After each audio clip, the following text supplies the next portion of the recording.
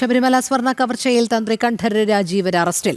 രാവിലെ തുടങ്ങിയ ചോദ്യം ചെയ്യലിന് ശേഷം SIT അറസ്റ്റ് രേഖപ്പെടുത്തി. തന്ത്രിയെ ഈഞ്ചക്കൽ ഓഫീസിൽ എത്തിച്ചിരിക്കുകയാണ്. പ്രജിത്ത് മോഹനൻ ചേരുന്നു വിവരങ്ങളുമായി. പ്രജിത്ത്, നിലവിൽ തന്ത്രിയുടെ അറസ്റ്റ് രേഖപ്പെടുത്തുമ്പോൾ അത് പത്മകുമാറിന്റെ മൊഴിയുടെ അടിസ്ഥാനത്തിൽ എന്ന് തന്നെയാണോ മനസ്സിലാക്കാൻ കഴിയുന്നത്? ഇനിയുള്ള തുടർ നടപടികൾ എന്തായിരിക്കും എന്നാണ് അറിയുന്നത്?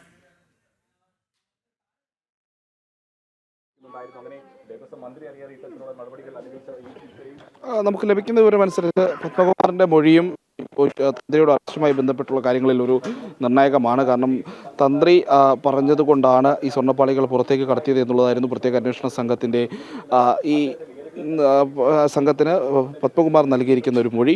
അതിലെ വൈരുദ്ധ്യം നമ്മൾ നേരത്തെയും ചൂണ്ടിക്കാട്ടിയതാണ്. എന്തായാലും നിലവിലത്തെ സാഹചര്യത്തിൽ തന്ത്രിയുമായി ബന്ധപ്പെട്ട അറസ്റ്റ് നടപടികളുടെ ഇനിയുള്ള ക്രമീകരണങ്ങൾ എന്നുള്ളത് ഇനിയിപ്പോൾ നിലവിൽ ആദ്യഘട്ടത്തിൽ രാവിലെ മുതൽ തിരുവനന്തപുരത്തെ ഒരു രഹസ്യ കേന്ദ്രത്തിലാണ് പ്രത്യേക അന്വേഷണ സംഘം തന്ത്രിയെ ചോദ്യം ചെയ്തിരുന്നത്. അതിനുശേഷം അദ്ദേഹത്തെ ഈഞ്ചക്കലിലുള്ള പ്രത്യേക അന്വേഷണ സംഘത്തിൻ്റെ ഓഫീസിലേക്ക് എത്തിച്ചു.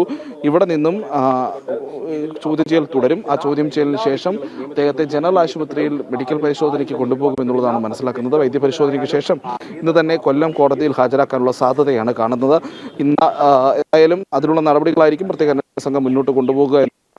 ഇതിൽ നേരത്തെ തന്നെ ഈ കേസിലെ പ്രോസിക്യൂട്ടർക്ക് ഈ കോടതിയിൽ ഈ രീതിയിലുള്ള നടപടികളുമായി മുന്നോട്ട് പോകുന്നുള്ള കാര്യത്തിൽ ഒരു അറിയിപ്പ് അന്വേഷണ സംഘം നൽകിയിട്ടുണ്ട്. അപ്പോൾ സ്വാഭാവികമായും ഇന്ന് വൈദ്യപരിശോധനയ്ക്ക് ശേഷം കൊല്ലം കോടതിയിലേക്ക് കൊണ്ടുപോകാനുള്ള സാധ്യതയാണ് ഈ ഘട്ടത്തിൽ നിലനിൽക്കുന്നത്. എന്തായാലും പ്രത്യേക അന്വേഷണ സംഘം ഇന്ന് രാവിലെ മുതൽ തന്നെ തന്ത്രിയെ ചോദ്യം ചെയ്യുകയാണ്. നേരത്തെ തന്നെ ഹാജരാക്കാനുള്ള നോട്ടീസ് അദ്ദേഹത്തിന് നൽകിയിരുന്നു. അതിനുശേഷമാണ് ഈ ചോദ്യം ചെയ്യൽ നടപടികളിലേക്കും പിന്നീട് അറസ്റ്റിലേക്കും അന്വേഷണ സംഘം കടന്നത് എന്നുള്ളതാണ്. എന്തായാലും തന്ത്രിയുടെ അറസ്റ്റുമായി ബന്ധപ്പെട്ട് വലിയ ചർച്ചകളിലേക്ക് വിവാദങ്ങളിലേക്ക് പോയി കഴിഞ്ഞിരിക്കുന്നു. പ്രത്യേകിച്ച് അത്രയും നാൾ ഈ പറയുന്ന ഇടക്കാല റിപ്പോർട്ടടക്കം അന്വേഷണ സംഘം പലഘട്ടം കോടതിയിൽ നൽകിയതാണ്.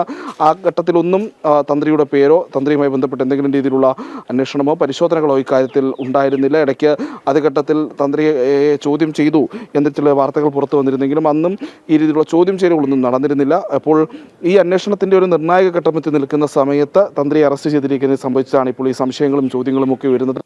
ഈ കേസിൽ തന്ത്രിക്ക് പങ്കുണ്ടോ ഇല്ലയോ എന്നുള്ളത് അന്വേഷണത്തിനൊടുവിൽ മാത്രമേ കൃത്യമായി പറയാൻ കഴിയുള്ളൂ. അല്ലെങ്കിൽ അത് അന്വേഷണം നടത്തിയത് കോടതി കണ്ടെത്തിയാൽ മാത്രമേ അതിൽ ഒരു തീരുമാനമുണ്ടാവുകയുള്ളൂ. പക്ഷേ അതിന് മുൻപുള്ള സംശയങ്ങൾ നിരവധിയാണ്. പ്രത്യേകിച്ച് അന്വേഷണ സംഘത്തിൻ്റെ നടപടികളുമായി ബന്ധപ്പെട്ട് ആദ്യഘട്ടത്തിൽ അന്വേഷണ സംഘം ഈ കേസുമായി ബന്ധപ്പെട്ടുള്ള വളരെ ഇഴഞ്ഞു പോകുന്ന ഒരു സമീപനം സ്വീകരിക്കുകയും പിന്നീട് കോടതിയിലടക്കം വിമർശനങ്ങൾ ഉണ്ടാകുകയും ചെയ്ത സാഹചര്യമുണ്ട്. പ്രധാന പ്രതികളിലേക്ക് അന്വേഷണം എത്തുന്നില്ല എന്നുള്ളത് കോടതി പറഞ്ഞിട്ടുള്ള സാഹചര്യമുണ്ട്.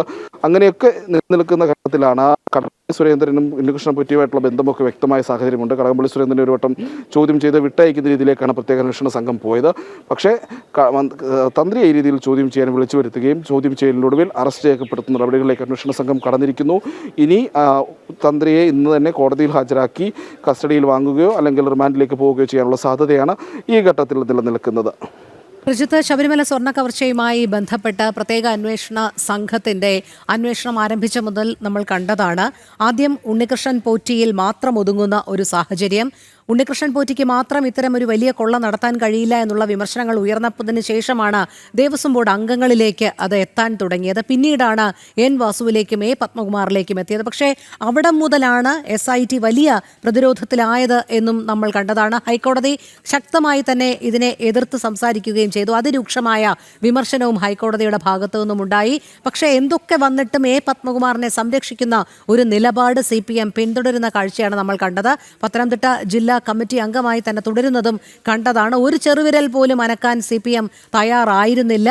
പക്ഷെ അതിൽ നിന്ന് മനസ്സിലാക്കേണ്ടത് അങ്ങനെയാണെങ്കിൽ ഏതെങ്കിലും രീതിയിൽ പത്മകുമാറിനെ പ്രകോപിതനാക്കുകയാണെങ്കിൽ പിന്നീടുള്ള തുറന്നു പറച്ചിലുകൾ വലിയ വിവാദങ്ങൾക്ക് വഴിവെക്കും. ഇതിലെ വമ്പൻ സ്രാവുകളിലേക്ക് തന്നെ കാര്യങ്ങൾ എത്തും എന്നുള്ളൊരു ഭയം CPMനെ സംബന്ധിച്ചിടത്തോളം ഉണ്ടായിരുന്നു എന്നാണോ ഈ അവസാന നിമിഷവും മനസ്സിലാക്കേണ്ടത്? അതുകൊണ്ടാണോ തുടർന്നങ്ങോട്ട് കടകംപള്ളിയിലേക്ക് എത്താതിരിക്കാനുള്ള ഒരു ബോധപൂർവമായ നീക്കം ഒരു പക്ഷേ CPM നടത്തിയിരിക്കുന്നു? ആ തന്ത്രം SITക്ക് മേൽ സമ്മർദ്ദമായി തന്നെ ഉപയോഗിച്ചിരിക്കുന്നു എന്ന് മനസ്സിലാക്കേണ്ടത്.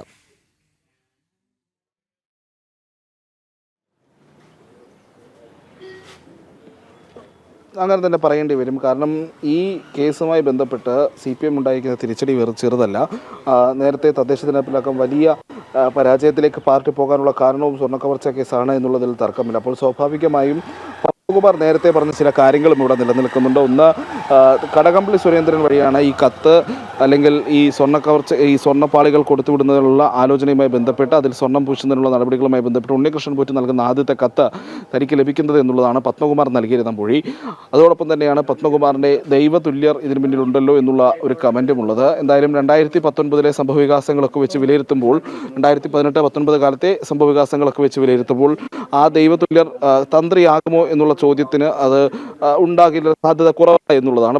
കടകംപള്ളി സുരേന്ദ്രനുമായിട്ടുള്ള ബന്ധമൊക്കെ വെച്ച് നോക്കുമ്പോൾ കടകംപള്ളി സുരേന്ദ്രൻ ശബരിമലയിൽ അല്ലെങ്കിൽ കടകംപള്ളി സുരേന്ദ്രൻ്റെ പത്മകുമാറിനുമായിട്ടൊക്കെ ഉണ്ടായിരുന്ന ബന്ധം, അവർ തമ്മിലുള്ള രാഷ്ട്രീയ ബന്ധം, അതൊക്കെ കാര്യങ്ങൾ വെച്ച് വിലയിരുത്തുമ്പോൾ ആ ദൈവതുല്യർ ആരെ എന്നുള്ള സംശയം കൂടുതൽ വിരൽ ചൂണ്ടുന്നത് കടകംപള്ളി സുരേന്ദ്രനിലേക്ക് തന്നെയാണ് എന്നുള്ള കാര്യത്തിൽ തർക്കമില്ല. എന്തായാലും അങ്ങനെ കടകംപള്ളി സുരേന്ദ്രനെ എതിരായിട്ടുള്ള ഒരു സ്റ്റേറ്റ്മെൻറ്റ്, പിന്നീട് ദൈവതുല്യർ ഇതിന് പിന്നിൽ ഉണ്ടല്ലോ എന്നുള്ള കമൻറ്റ്, ഇതൊക്കെ CPM പത്മകുമാർ നൽകിയൊരു മുന്നറിയിപ്പായിട്ട് തന്നെയാണ് വിലയിരുത്തുന്നത്. പ്രത്യേകിച്ച് തനിക്ക് തന്നെ കൈവിടുന്ന സാഹചര്യം ഉണ്ടായാൽ കൂടുതൽ വെളിപ്പെടുത്തലുകൾ താൻ നടത്തും എന്നുള്ളത് തന്നെയാണ് പത്മകുമാറിൻ്റെ ആ പറച്ചിലുകളിൽ അല്ലെങ്കിൽ ആ മൊഴികളിലൊക്കെ എടുത്തു നിൽക്കുന്നത് എന്നുള്ളതാണ്. അപ്പോൾ സ്വാഭാവികമായും ഇപ്പോഴും പത്മകുമാറിനെതിരെ CPM നടപടി സ്വീകരിച്ചിട്ടില്ല. പത്മകുമാറിനെ ജില്ലാ കമ്മിറ്റിയിൽ തുടരാൻ അനുവദിച്ചിരിക്കുന്നു. അതോടൊപ്പം പാർട്ടി നടപടി ഒരു തരത്തിലും പത്മകുമാറിനെതിരെ ഇതുവരെ ഉണ്ടായിട്ടില്ല. പാർട്ടി നടപടിയെപ്പറ്റി ചിന്തിക്കുന്ന സാഹചര്യം പോലും CPM ഉണ്ടായിട്ടില്ല. അപ്പോൾ സ്വാഭാവികമായിട്ടും പത്മകുമാറിനെതിരെ നടപടി ഉണ്ടായാൽ, പത്മകുമാറിനെ കൈവിടുന്ന നിലപാട് സ്വീകരിച്ചാൽ കടകംപള്ളി സുരേന്ദ്രനെതിരെ അടക്കമുള്ളവർക്കെതിരെ കൂടുതൽ വെളിപ്പെടുത്തലുകൾക്ക് സാധ്യതയുണ്ട് എന്നുള്ളൊരു സാഹചര്യം നിലനിൽക്കുന്നുണ്ട്. അപ്പോൾ സ്വാഭാവികമായും ആ ഒരു സാഹചര്യത്തിലാണ് SITയുടെ അന്വേഷണവുമായി ബന്ധപ്പെട്ട് ഇത്തരത്തിൽ ചില പ്രത്യേക താല്പര്യങ്ങൾ അതിന് പിന്നിൽ ഉണ്ടാകാം എന്നുള്ള സംശയങ്ങൾ, ആരോപണങ്ങളൊക്കെ ബലപ്പെടുത്തുന്നത് എന്നുള്ളത് കൂടി ഈ ഘട്ടത്തിൽ കാണേണ്ടിയിരിക്കുന്നു. രോഹിണി.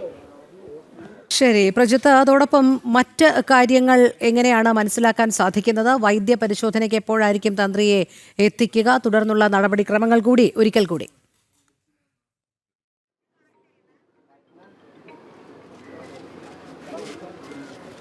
ഇന്ന് രാവിലെ മുതൽ പ്രത്യേക അന്വേഷണ സംഘത്തിൻ്റെ കസ്റ്റഡിയിൽ തന്ത്രി കണ്ഠരര് രാജീവരുണ്ട്. അദ്ദേഹത്തെ ചോദ്യം ചെയ്ത് തിരുവനന്തപുരത്തെ രഹസ്യ കേന്ദ്രത്തിലായിരുന്നു ചോദ്യം ചെയ്യൽ തുടർന്നുകൊണ്ട്. അതിനുശേഷം അല്പസമയം മുൻപാണ്, ഏതാണ്ട് ഒരു 1/4 മണിക്കൂർ മുൻപാണ് തന്ത്രിയുമായി പ്രത്യേക അന്വേഷണ സംഘം മീഞ്ചക്കലിലെ ഓഫീസിലേക്ക് എത്തുന്നത്. ഇപ്പോൾ അന്വേഷണ ഉദ്യോഗസ്ഥരടക്കമുള്ളവർ അകത്ത് തന്ത്രിയുമായിട്ട് വീണ്ടും ചോദ്യം ചെയ്യൽ തുടരുകയാണ് എന്നുള്ളതാണ് നമ്മൾ മനസ്സിലാക്കുന്നത്. കൂടുതൽ കാര്യങ്ങളിൽ വ്യക്തത തേടുകയാണ്. ഇതിനുശേഷം അന്വേഷണ സംഘം വൈകുന്നേരത്തിനുള്ളിൽ തന്നെ ഈ തന്ത്രിയുമായി പുറത്തേക്ക് വരികയും തിരുവനന്തപുരം ജനറൽ ആശുപത്രിയിൽ എത്തിച്ച് വൈദ്യപരിശോധനയ്ക്ക് വിധേയനാക്കുകയും ചെയ്യും എന്നുള്ളതാണ് മനസ്സിലാക്കുന്നത്. അതിനുശേഷം കൊല്ലം വിജിലൻസ് കോടതിയിലേക്ക് കൊണ്ടുപോകുമെന്നുള്ളതാണ് നമുക്ക് ഇപ്പോൾ മനസ്സിലാക്കുന്നത്. കൊല്ലം വിജിലൻസ് കോടതിയിൽ എത്തിച്ചിട്ട് പക്ഷേ അന്വേഷണ സംഘം തന്ത്രിയെ കസ്റ്റഡിയിൽ വാങ്ങുകയോ അല്ലെങ്കിൽ റിമാൻഡിലേക്ക് വിടുകയാനുള്ള സാഹചര്യമാണ് ഈ ഘട്ടത്തിൽ നിലനിൽക്കുന്നത്. രോഹിണി. പ്രജിത്ത്, അതോടൊപ്പം ഈ വിഷയത്തിൽ നിലവിൽ ഇപ്പോൾ ആരെങ്കിലും പ്രതികരിക്കാൻ തയ്യാറായിട്ടുണ്ടോ? അന്വേഷണ ഉദ്യോഗസ്ഥരുടെ ഭാഗത്തു നിന്നോ അതോടൊപ്പം തന്നെ സർക്കാരിന്റെ ഭാഗത്തു നിന്നോ ഏതെങ്കിലും രീതിയിലുള്ള ഒരു പ്രതികരണം നമുക്ക് തന്ത്രി അറസ്റ്റിലായതിനു ശേഷം ഉണ്ടായതായി അറിവുണ്ടോ?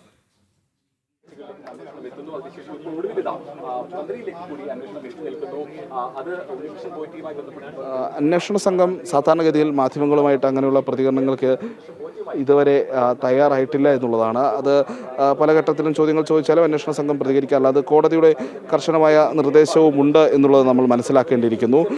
ഇത് സംബന്ധിച്ചിട്ടുള്ള മറ്റ് പ്രതികരണങ്ങൾ വരേണ്ടത് രാഷ്ട്രീയ നേതാക്കളിൽ നിന്നൊക്കെയാണ്. പ്രത്യേകിച്ച് ഇപ്പോൾ നമ്മളോട് കൃത്യമായി മറുപടികൾ നമ്മൾ നേരിട്ട് അറിയുമ്പോൾ ജനൻ ടിവിയോട് ചില മറുപടികളൊക്കെ നൽകിയിട്ടുണ്ട്. അത് നമ്മൾ ഓണെയറിൽ കണ്ടതുമാണ്. പക്ഷേ മറ്റ് തരത്തിലുള്ള പ്രതികരണങ്ങൾ ഈ ഘട്ടത്തിൽ വന്നിട്ടുണ്ടോ എന്നുള്ള കാര്യത്തിൽ വ്യക്തതയില്ല. എന്തായാലും ഇതൊരു വലിയ രാഷ്ട്രീയ വിഷയമായി തന്നെ മാറാനുള്ള സാധ്യതയുണ്ട്. കാരണം പ്രത്യേക അന്വേഷണ സംഘത്തിൻ്റെ നടപടികളിലുള്ള സംശയം പ്രതിപക്ഷ പാർട്ടികളായ കോൺഗ്രസും BJPയും ഒക്കെ ആവർത്തിച്ച് അത് പ്രകടിപ്പിക്കുന്നുണ്ട്. ഈ പ്രത്യേക അന്വേഷണ സംഘത്തിൻ്റെ അന്വേഷണ രീതികൾ പലപ്പോഴും അതിനെതിരെയുള്ള വിമർശനങ്ങൾ സജീവമായി നിലനിൽക്കുന്നുണ്ട്. BJP ആകട്ടെ ഒപ്പം ഹൈന്ദവ സംഘടനകളുമാകട്ടെ ഈ പ്രത്യേക അന്വേഷണ സംഘത്തിൻ്റെ അന്വേഷണം പര്യാപ്തമല്ല, ഇതിൽ CBI അന്വേഷണം തന്നെയാണ് ഏറ്റവും അനിവാര്യം എന്നുള്ള നിലപാടുമായി മുന്നോട്ട് പോവുകയാണ്.